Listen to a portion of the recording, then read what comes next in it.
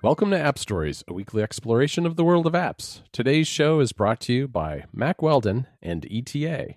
I'm John Voorhees, and with me is my co-host, Federico Viticci. Hi, Federico. Hey, John, how are you? I'm doing all right. We're in the aftermath of our big App Store anniversary celebration and starting to look down the road towards reviews. And I know you've been busy writing away. Yeah, it's been a busy week of writing. I would say that I'm about halfway through the review. Oh, wow. And I got another full week of writing ahead of me. So I've been talking about this process on Connected on Relay FM, sort of giving people updates on the review every week. And the general goal this year is to try and be more. Because iOS 12 allows it to be more concise, to have still an in-depth review, but not to the kind of volume that I did for iOS 10 and iOS 11. And I'm pretty happy with the progress that I've been making so far. But yeah, that every year when I start working on my iOS review, I tend to abandon everything else. And also this year, I'm trying not to do that. I'm trying to get some work done for Mac Stories. I'm trying to show up on Cloud Mac Stories with my shortcuts instead of workflows, because now we're doing shortcuts. I'm doing podcasts, so I'm trying not to disappear entirely, because I know that for those who work with me, for the people around me, the past few years have been kind of rough, because I essentially disappeared for like a month. You did, and you have not been disappearing. I've seen quite a bit of you this week, so it's good to have a Teachy summer of Teachy, we'll call it. So, Federico, I think we should talk today about PDFs. I mean, you're an expert on PDFs, right? That's the joke, right? I'm not a PDF expert, and PDF expert is one of the first apps we're going to talk about. It is. But you are, because I want to say that you maybe in your previous life needed to deal with PDF documents on a daily basis. Very often. Yes, lawyers like PDFs almost as much as they like Word documents. I was about to say that, because you also like Word documents. And Outlook. Those are like the big three, right? But PDFs are used a lot. I mean, I guess mainly because they're so shareable and it's such a common format that everybody uses. And I also think, and we'll get into some of these apps why this isn't really true, but I think a lot of people have the misconception that PDFs are immutable, that they can't be changed, that they're like static, that if you make a PDF out of a contract and you sign it, it's great because, no one can mess around with your PDF. Turns out that's not really true. And we'll get into some ways you can manipulate PDFs, but for whatever reason, they are a very big deal for lawyers and just in the business world in general. And before I'm too far removed from that old life, I thought we could talk a little bit about PDF apps and, I don't know, some of the benefits of each of these apps, because there are a whole bunch of them out there. And if you just search for PDF in the App Store, it's just a vast morass of PDF apps. But there's some real gems out there, and that's what we want to talk about today. All right, let's get started. What's the first one that you want to go over? All right, well, so let's start with Riedl's PDF Expert, because that is available both on the Mac and iOS. And not all these apps we're going to talk about are. That's a big benefit, just because obviously you can have your PDFs with you on both platforms if that's the way you work. One of the things that I like a lot about PDF Expert is that it has a tabbed interface. So you can, if you have a bunch of documents that you're switching back and forth between, you don't have to have different windows when you're on the Mac. You can set up tabs and just easily go from one to the other. That's just a great thing if you're doing a lot of research and have a bunch of documents at one time. The other thing that I don't use, but I could see being of benefit to some people, is that you can edit your PDFs in PDF Expert. On iOS, there's an in-app purchase for a pro version that lets you actually change the text and images and links inside of a PDF, which I don't have any use for. I guess it would be good if you're doing some sort of collaboration with someone. You say, we want to send out this PDF newsletter and we want to change this image to this one and maybe change this text here. I could see that working, but it's not something that I've used before, but it is unique. It's something that PDF Expert lets you do that most apps don't let you do to the degree that it does. Two other things I want to mention about PDF Expert, Federico, are one is that it has a day, night, and sepia mode, which is nice if you're, PDFs tend to, more often than not, when I'm using them, tend to be a white page with black text, and you can invert that with the dark mode, which I like doing if it's late at night. It's not as glaring reading in bed. And then one thing they also have is they have the ability to insert digital paper into a PDF. So you can use PDF Expert a little bit like you would use GoodNotes. Really? Yeah, so there's lined paper, grid paper, dot paper, all that stuff. And it has, obviously, its annotation features for annotating PDFs. And you can use that same ink engine to do that. Now, the situation where I would find that useful is if you're studying a PDF, you could drop in a page of digital paper next to another page and do the, two up view where you have two pages next to each other and just be taking notes on what you're reading next to it. So it's a nice feature that you don't see in very many PDF apps. Do you use it, or do you still prefer GoodNotes or something dedicated to note taking? It's definitely not a replacement to something like GoodNotes. GoodNotes does a lot more with its ink engine, and I prefer that. But if you just want to take a handful of quick notes in the PDF so you have them in context, that's a good way to do it. But GoodNotes allows you to import PDFs too. So, another way to do this is just do it all within GoodNotes. But if you're a PDF Expert user, that works well too in a pinch. This episode of App Stories is brought to you by Mack Weldon. Mack Weldon makes the most comfortable underwear, socks, shirts, undershirts, hoodies, and sweatpants that you'll ever wear. Frankly, Mack Weldon is better than whatever you're wearing right now. And they're so confident of this, they have a no questions asked return policy. Mack Weldon is sure that you're going to be super comfortable in whatever you buy. Buy a pair of their underwear, and if for any reason you don't like your first pair, just keep them. They'll refund you. No questions asked. By pairing premium fabrics, meticulous attention to detail, and a simple shopping experience, Mack Weldon delivers a new level of daily comfort straight to your door. Mack Weldon makes undershirts that stay tucked, socks that stay up, and waistbands that don't roll. Everything they make is made with premium cotton blended with natural fibers. And their website is built to get you in and out as quickly as possible. They don't waste your time. You really have to try Mack Weldon products to appreciate just how comfortable they are. I got a pair of sweatpants about a year ago and liked them so much that I got another pair at Christmas.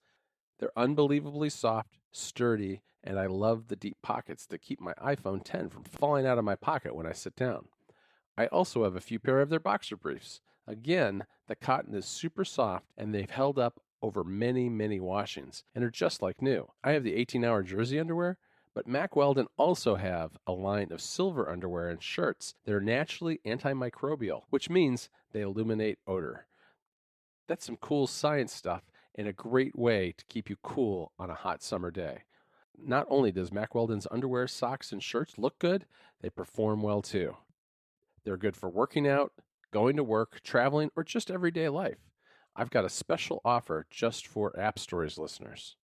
Listeners of this show can get 20% off their first order at MackWeldon.com by using the code AppStories at checkout. There'll be a link in the show notes, so check it out. Thank you so much to Mack Weldon for their support of this show. So the next step on the list, I think I'm a little more familiar with because of a single feature that they added support for in iOS 11. The app is PDF Viewer. PDF Viewer is a free app, and it's kind of a showcase of the PS PDF Kit framework, which is a popular framework that developers can implement on, I think it's on iOS, it's on Android, it's even on Windows, I want to say, maybe.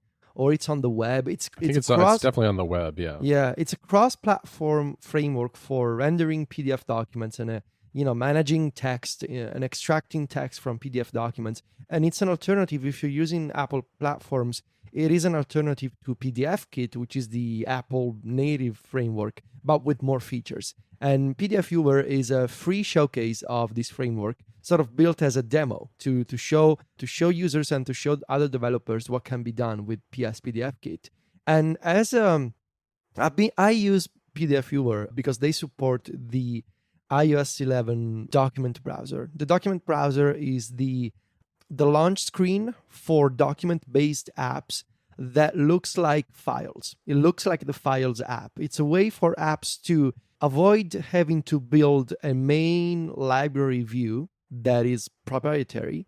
So instead, they can support this API, which allows them to use a files view with your iCloud Drive, with all your third-party locations, with your favorites, with your tags as the main screen. So that when you open PDF Viewer, you'll be presented with this files view, which you can customize with multiple themes, and you can access your entire iCloud Drive, or you can access Dropbox, or you can access files that you download with iCab. You can access PDF documents that you store in Davonthink or Keep It. It's the full Files UI, only used within the context of a third-party app. And that I really like, because it also means that PDF Viewer gets APIs for free, such as tagging, because you can tag PDF documents as part of the Files UI, or it can support drag and drop, so that you can manage documents in the document browser and also import and export documents via drag and drop. I really like the fact that the folks at PS PDF Kit have fully embraced iOS 11 and Files, and I think it makes the app more intuitive and better integrated with the system as well. Yeah, and I think PDF Viewer is probably the app that I recommend more often than not to most people, because it has a few things there are a few things that it doesn't have that other apps like maybe PDF Expert does have, but it really has it's really a full-featured app, and it has a lot of great features that are absolutely free. So, I mean, it's a great way to go if you want to look at PDFs on iOS. The only thing is there's not a Mac app. Oh, no. Sorry about I know, that. I know your heart's broken, isn't it, Federico? I'm sad, and I don't even know why I recommended this app. No, I'm you kidding. are I'm you kidding. Are you're a very bad actor. Yes, I am. It's a solid iOS. It's a solid iOS PDF viewer and manager. I think for my use of PDF documents is very limited. I don't deal with people sending me PDF documents, and the only time of the year when I deal with PDF documents more is in the summer, because I tend to download technical documentation from the Apple developer website, and sometimes that documentation is in PDF format. Right. But really, most of the time when I do my web research, I prefer to archive web pages as .webarchive files. PDF, I really don't do that much, but when I do, it's because I want to be able to annotate, I want to be able to highlight, and I want to be able to add notes and extract all of my highlights later on. Yeah, and that's worth mentioning, is that you can turn web pages into PDFs, but by and large, it doesn't do such a great job with the formatting, I've found, in most apps. And you're right, I think most of the time that we're dealing with PDFs, it's either developer documentation, or sometimes press kits and things. People will send out PDFs of press releases and that kind of thing. So what do you think of the editing tools in PDF Viewer overall? I like them. I mean, it's very solid. There's a lot here that's very similar to what I've seen in PDF Expert, and it's you can highlight things, you can annotate, you can draw shapes around different things. There are stamps. There's a whole bunch of different things for editing, which is more than enough for my purposes. All right. What about PDF Pen? So PDF Pen is from Smile, and it's probably the PDF app on the Mac that I've known the longest. It's both on the Mac and on iOS. It hasn't been updated for a while on iOS, but I believe that there is a version in the works that should be coming out in the not too distant future. So it has got a very rich feature set in terms of things like, so if you're editing, you can, not only can you do things like mark up a document with highlighting or digital notes, you can also, there's a set of, like stamps, there's a set of like editor's symbols. So you can have, like the little insert paragraph here mark, and other things that are typical editing syntax from the newspaper days, right? You know what I'm talking about? Mm-hmm. Mm-hmm. Yeah, so it's got all of those things, but it can also, you can bring in photos, You can sign PDFs with it. It has stamps as well. It's really a full-featured PDF viewer. And another thing I guess that's unique about it too is that you can do audio annotations. Audio, huh? Yeah, which I think would be interesting if, for instance, you were a student and you had a course outline and you were at a class that was going through the outline. Might be handy to have that audio recorded right in line with the outline while you're marking it up. That could be a good thing. The other thing that PDF Pen does on the Mac is it can do OCR, and it can export to formats like Word. So this is an app that's very much, I think, in the vein of PDF viewers built for people who are in kind of the business world that live in that kind of PDF, Microsoft Word type of environment. I don't think I ever told you this, but in my previous life as a Mac user, I used to have a personal Mac Mini server at Mac Mini Colo, back when they used to be called that. Now they're Mac Stadium. I used to have a personal Mac Mini that I used for certain tasks, such as photo management and upload and backups, Plex, all kinds of remote tasks. Sure. One of these tasks was a complex set of automations built with Hazel, built with AppleScript, and with shell scripts that used the AppleScript support of PDF Pen to basically, it was this giant and complex machine that it was this house of cards that I'm not sure how it even worked, but it did. That I was able to upload the PDF document from my iPhone to Dropbox, to a Dropbox folder. And this Hazel automation would monitor the folder. And then what it would do is it would get the PDF and use AppleScript to say, open PDF Pen and perform OCR on this document. And PDF Pen would launch automatically, open the PDF document, and apply OCR. It would save the document, and then the document would be moved into Evernote, also with AppleScript. So that on my phone, I would end up with an OCR'd PDF document that was searchable in Evernote. This was before the iPhone even had a good camera. I think it was back in the days of the iPhone 4S or iPhone 5. Yeah, and I remember putting together this AppleScript. I was so proud of it because, there were not so many examples of people using AppleScript and PDF Pen together to perform OCR. And when I discovered that there was a dedicated command for OCR in PDF Pen, I was really happy. Well, two things. One is, I think I know this story, and I bet you told this on the prompt at some point. Because it could be. I know this story, but it's long enough ago that I probably you didn't. You certainly didn't tell me that story at the time. The other thing is that I have done the exact same thing. I've used the same command in AppleScript to convert to automatically use Hazel and convert PDFs with OCR. So it's doable, and it's a handy automation if you want to try that out sometime. Why don't you take us through our next one, Federico? So the next one is called Liquid Text, and this is one of the most unique iOS apps, period, that I've ever used. Liquid Text is, I don't want to say it's a PDF viewer. It's a sort of this combination of a research and note-taking tool that uses PDF documents as a starting point to let you manipulate pages of a document and text contained in the document in such a unique way. I guess the core feature is that you open PDF documents in Liquid Text and you can select text, you can create highlights, and then you can pinch the document, open and close, and it sort of animates like an accordion, maybe. Right. And it brings all of your annotations together. It's this, you gotta go watch some video on YouTube because it really doesn't give you the full effect by hearing it on podcasts.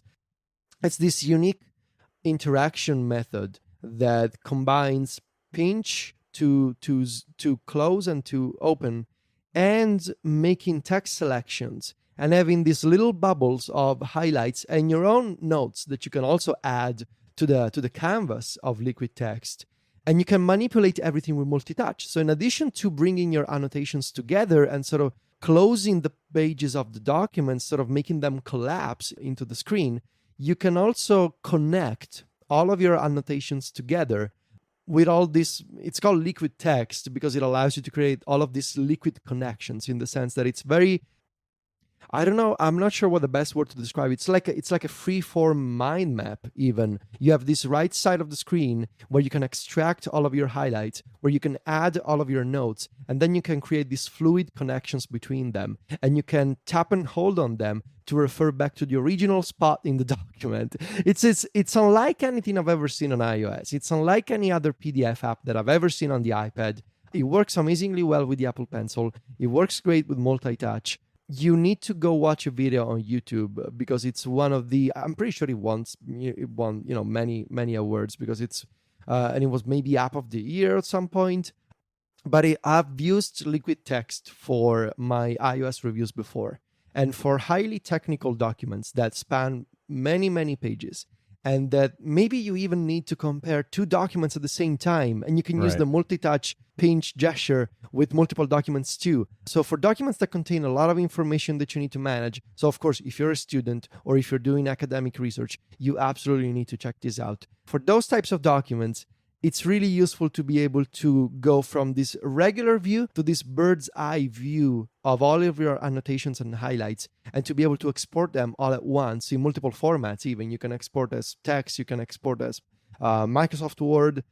I really like it because it's so unique and unlike anything else that if only to play around with it and see what it's like to use it, you should absolutely check it out. Yeah, I think it's trying to solve a problem that is unique to reviewing PDFs digitally, which is if you have a PDF and it's 100 pages long, and believe me, 100 pages was sometimes short when I was a lawyer, you would print that out and you'd have a stack of 100 pages in front of you and you needed to review it all. And you might need to compare something on page 3 with something on page 83. Well, that's a lot harder sometimes when you're on an iPad or something, where you have to then swipe 80 times to get to page 83, and then they're not next to those two pages aren't next to each other anymore. You can't hold two physical pieces of paper in your hand at the same time. So what this does is it allows you to have that heads up two different pages left and right. And it also lets you do the collapsing, which is you just pinch, like you said, all of that text in the middle, so you can see that passage on page 3 that you want to read, and compare it to that other passage on page 83. It's a really interesting way to approach long documents, and that's why it's particularly good, I think, for anybody doing like academic research. I really like the unique nature of liquid text, and I look forward to using it again for, I think I'm going to check it out again for my shortcuts chapter of the review, because it's going to be highly technical, and I want to make sure that I can extract all of the details that I need. This episode of App Stories is brought to you by ETA. ETA is a dependable address book of your favorite locations. Save any location, from your work to your home, your friend's house, your kid's school, your favorite cafe, really anywhere. ETA has a handy dashboard that displays both your travel time and traffic conditions to those destinations. ETA will also show you trip durations for transit in cities that are supported by Apple Maps. And if you need turn-by-turn directions, it's just one tap away. ETA is like a speed dial for maps. One tap, and you can launch Apple Maps, Google Maps, Waze, and a whole lot of other mapping services. Need to tell your friend when you're going to arrive? Just tap the Messages button in ETA and quickly send a trip card. Alternatively, you can use the powerful iMessages app. The latest update to ETA introduces calendar integration too. It automatically displays travel times for your next appointment or meeting, creates smart lists to assign meeting rooms to locations. ETA also intelligently references its location database, which means you don't have to enter long addresses in your calendar app anymore. ETA is a simple yet powerful assistant across the iPhone, the Apple Watch, the Today View, and iMessages. On the Apple Watch, ETA provides a handy complication for quick reference of travel times for your frequent trips or your next calendar appointment. ETA is currently on sale for the next week for just $1.99. That's down from $2.99 normally. The calendar in-app purchase is reduced to just 99 cents, too. That's down from $1.99.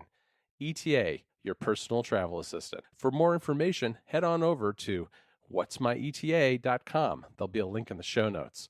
Thanks again to ETA for supporting App Stories. Now, you've mentioned that you don't use PDFs a lot, but you must use them for things like receipts and other things, right? When you're collecting expenses, what do you do with that? Do you use any particular apps?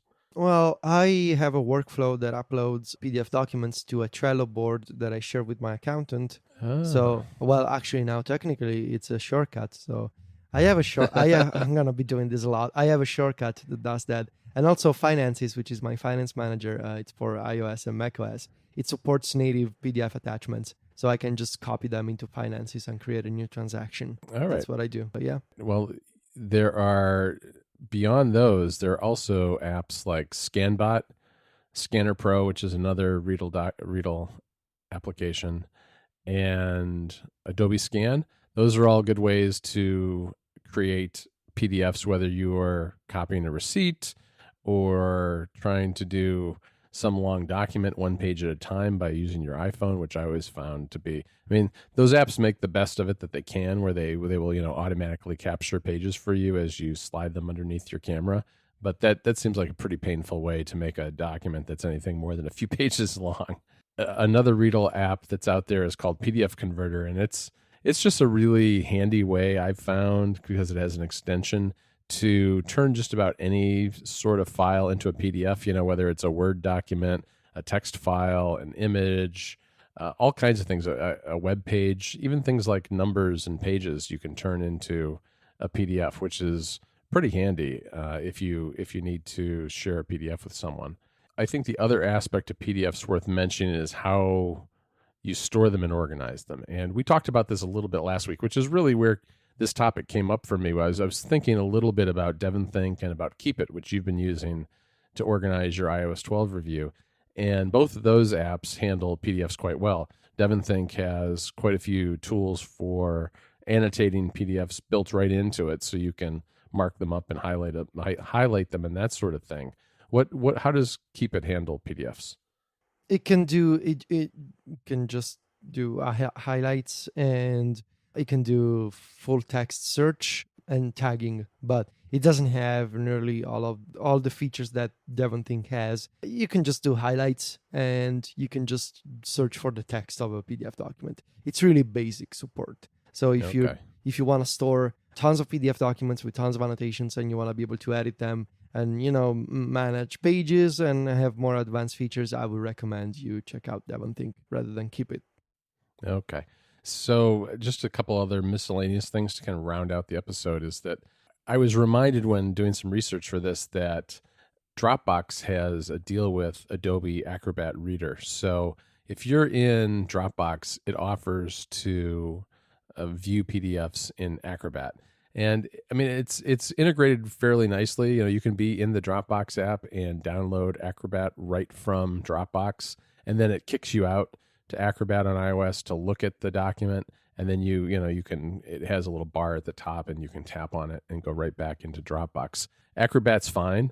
It's just not one that I've found to be that useful. I've just not used a lot in the past. It's not nearly as full featured as something like PDF Viewer or PDF Expert, but I think this is another sign of Dropbox kind of going the enterprise route, because Adobe Acrobat is kind of the default in a lot of businesses.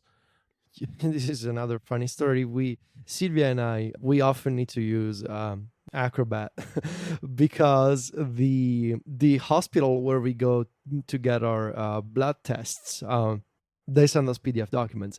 Sure. I don't know what they do, but they are locked in such a way that only the Adobe app can open them. Oh, yeah, because they're password protected, right? Yeah, and they say you can only open this in Adobe Acrobat Reader. So that's why we need to keep it installed just for those PDF documents. Otherwise, I've run into that kind of thing too. I think by locking them with Acrobat Reader, they probably have locked them to that player, right? Yes, I think that's what they do. So, which is a terrible practice, but I also understand why, because they are, highly sensitive information. So right, exactly. I guess the last category of things worth mentioning are just plain readers. Like if you have a PDF and all you want to do is read it, you're not worrying about annotating it, highlighting, or anything like that.